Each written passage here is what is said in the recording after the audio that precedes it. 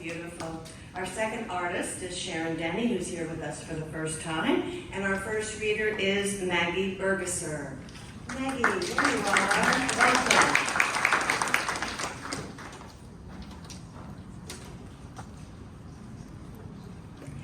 You are not only looking at a mama fox and her kits. There's an energy field she created that you are part of. You see her focus. You feel her intent. No distractions. No misunderstandings. She is clear. I know that stance, the power that comes from your gut and follows every nerve and signaling system in your body, your will, your heart. The power that announces to the world and beyond, hurt my baby, and I will tear you apart and bring hell to your world. Many of you, most of you here, are writers, painters, or maybe sculptors, or have another passion. I have a question for you. Do you protect your passion, your creation, with this kind of fierce identity? We humans are creators. We can't help it.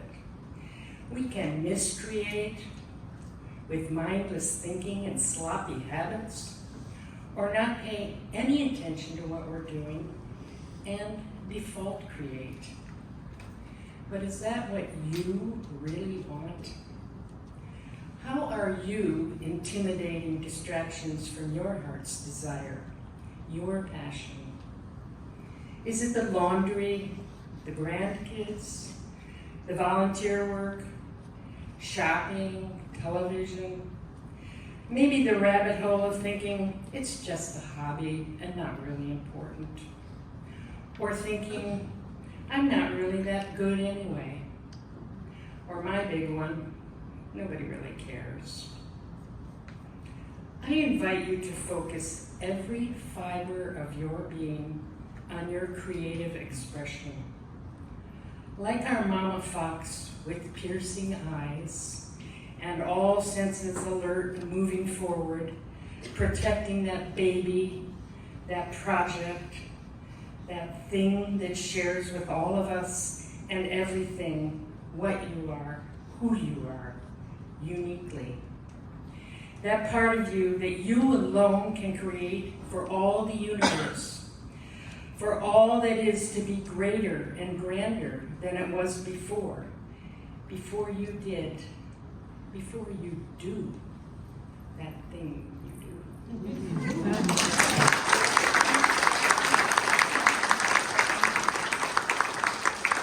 Now, Maggie, you have totally inspired me. 20 years of the Writers Guild. 20 years we're celebrating. And you gave a good message we all need to hear. All right, now where am I? Tom Hoyer, speaking about a good message. Come on down.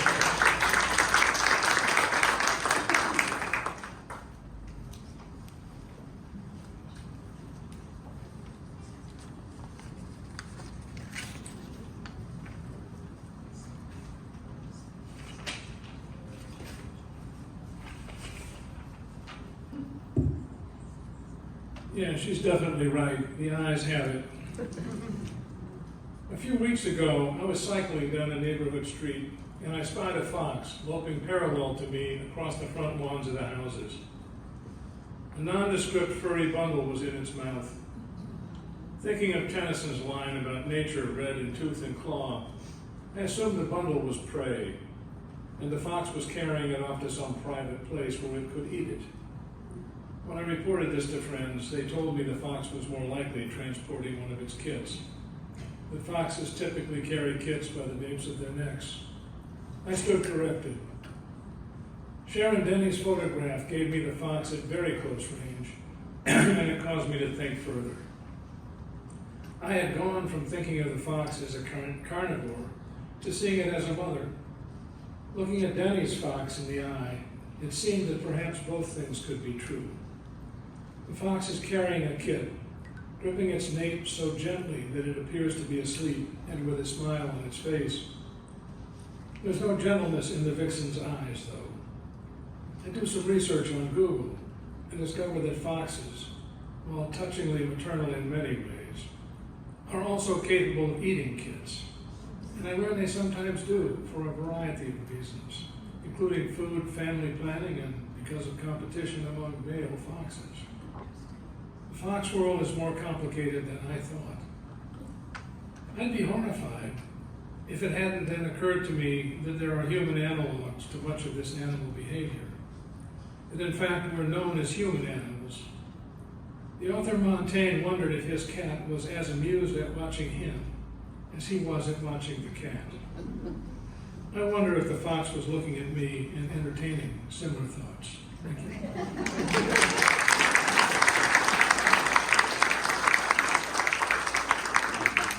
And our third reader this morning is Ken Delmar. Welcome, Ken.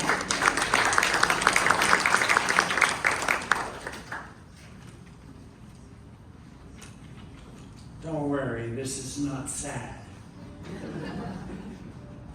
Okay, you can see I'm a fox.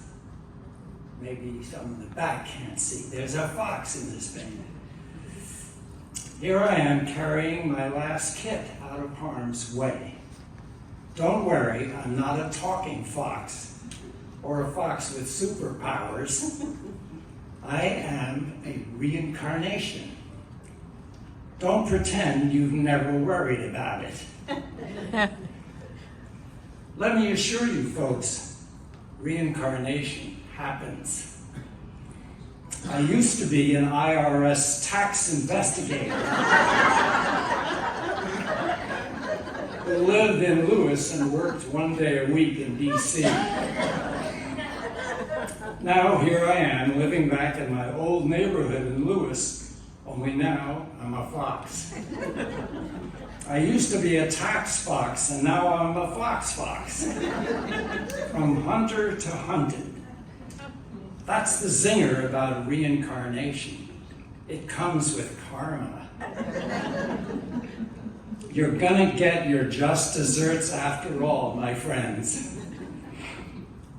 One of my neighbors here used to be a multimillionaire who ruthlessly fired workers for no good reason. Now he's a rat who lives under a dumpster. His girlfriend is a shrew. My neighbor on the other side was a loan shark. Now he's a snake living under a septic tank. I used to have 4 kids, now I'm down to 1. One was run over by a tailgater. One was drowned by a slab poured by a builder of new homes. The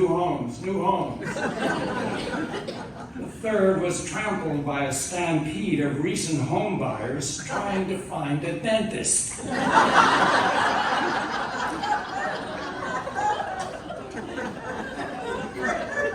Me and my last kid are being tracked by 3 hunters. One is a bored millionaire who hunts because it makes him feel like Hemingway. He has 3 hunting hounds, and his gun costs $250,000.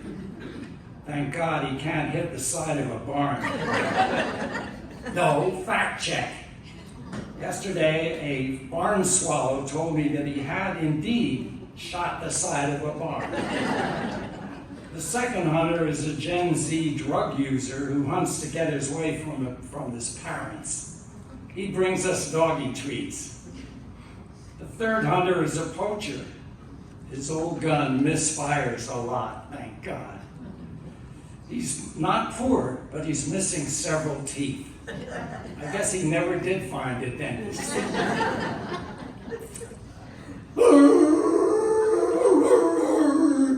Oh boy, here come the hounds, gotta run.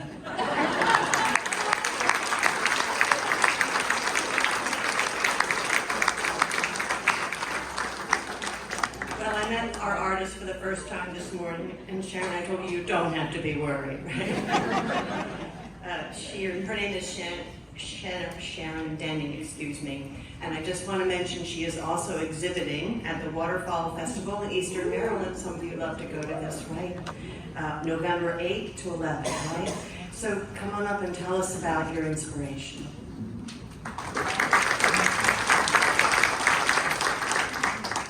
Well, thank you. And Karen, I want to say that when I took this photograph, I also was very upset about the coral reefs. In fact, I'll just say very briefly that part of what I try to do with my wildlife photography is to capture the reality of life of these beautiful creatures. And the reality of their lives is changing very rapidly through development, through climate change. And so part of what I try to do is document the changes that they're going through as a result of some of the decisions that we've made. The marshland that we've lost in this area alone is heartbreaking. So that sad part aside, we'll talk a little bit about this piece. You all were so close to getting the story exactly right. The first thing I'll say is the eyes do have it. I've exhibited this piece many places, and usually in a much larger format. And in a room this size, no matter where you stand, the fox's eyes will follow you. I mean, you know, after this is through, if you want to just put yourself on one side or the other, it's almost haunting. And so, but how did this piece come? So as a wildlife photographer, I spent a lot of time out in the woods, being devoured by mosquitoes, trudging in water, bouncing in boats, doing all kinds of things to be the right place to get the right shot. This was taken out of my back window. So there happened to be, unbeknownst to me, a fox den, 30 yards from my back door in a little wooded area. And I had been spending quite a bit of time trying to clear a path from where the yard ended to a pond out the back so that I could sit out there and photograph the birds that were out there. And so this happens to be along that path that I had taken months to clear. But one day I noticed that there were 3 little kids playing in the little cleared area. And I'm like, oh my God, I'm put my camera. And so the hardest thing about getting this shot was actually getting the screen out of the window in order to take it. So very quietly as to not alert them to my presence. And so, as a wildlife photographer, I have camera equipment that can, shoot from quite a long distance. So I wasn't terribly close, but nature is very cautious, and funny sounds tend to make them scurry back to where they came from. So I was trying to be very quiet about what I was trying to do. As I was taking pictures of these 3 adorable little babies who I assumed were experiencing their very, very first day outside of their den, playing just so beautifully, it started to rain. And soon, Mama arrived. And in my mind's eye, she said to the kids, hey, it's raining. You need to get inside. To which the 2, which I assume were girls, scurried in. Yes, indeed. And this one, which I've assumed is a boy, said, heck no, Mom, I'm having so much fun. I don't care about the rain, it's nice. So then in my mind's eye, very much in the words of my own mother that I can hear echoing, I'm going to give you to the count of 3. And if you don't get back in that den, I'm going to come and get you and take you there. And sure enough, wasn't much longer but before she gathered him up, as you see, very gently, not to eat him, but to reinforce who's the boss. And he, if you look at his face, and someone mentioned it sort of had a smile, And I see that, and when I think about the story that I have about this, I imagine him, kind of smiling and saying, well, darn it, I didn't get away with that. And, and he's just given in to the reality that he's got to go back inside. But hopefully to come out and play another day with his family. So that's the story that I'm listening.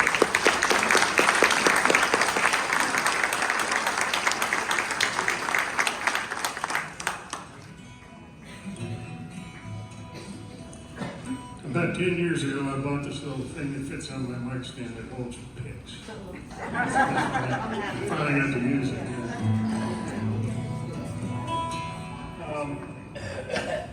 So my brother-in-law David, you may have heard me speak about him. He knows everything about music. He knows every song ever written by anybody, anywhere in the pop charts. So he looks at this every month, and he, sometimes I ask him, what do you see, or what song? And of course, sometimes he does that thing where he'll just blurt out a song and say, forget I said it, which of course you can't possibly forget it once he says it. This is one of those songs. He said this and I was stuck. I tried for a couple of weeks to get something different, didn't work. So, and I didn't know this song, I had to learn it. And I remembered, I heard this song in Sudbury, Massachusetts in 1961. I heard this, I remember that. It was written by Carole King, my favorite songwriters. And usually I try to do something, to think of some unusual way that I get to a song, but this one is very direct. And it does work. You can't beat it with a stick. It's a perfect song. Here it is from Carole King. You'll know as soon as you hear it.